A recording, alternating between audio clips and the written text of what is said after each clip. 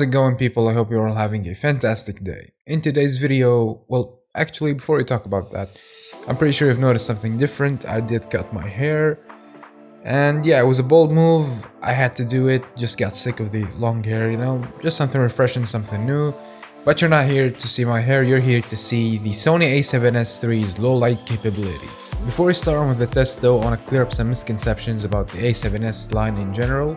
Now, the S does stand for sensitivity, and the A7S line is really great in low light, and the A7S III is no exception, thanks to the dual native ISO, which starts at a base ISO of 640 and the second ISO at 12,800, which is really great in low light.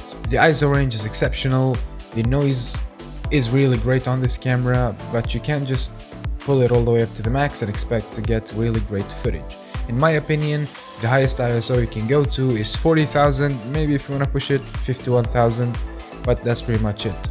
Anything higher than that, in my opinion, just looks really noisy and you can't really use it as footage. There is definitely some personal preference, some people like to cap at 32,000, but I'll leave you guys up to the judge, so let's start the test. Starting off with the base ISO of 640, the image is very clean. Moving on to ISO 1600, still very clean, no noticeable noise. ISO 3200, slightly some noise, still very clean image. ISO 6400, you can definitely see some noise. And moving on to ISO 10,000, you can definitely see a lot of noise, and to me this is just too noisy.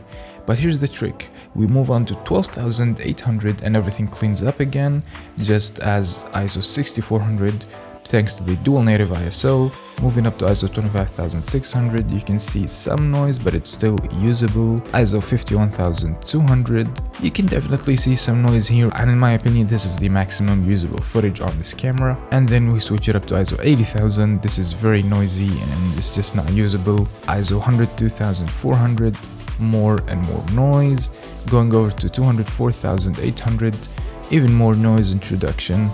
And the maximum ISO, which is 409,600, the camera is struggling to focus, but it just goes to show that this camera can literally see in the dark and is really great in low light. So thank you guys so much for watching. If you enjoyed this video, hit that like button down below, subscribe for more content, and as always, I'll see you in the next one. Peace.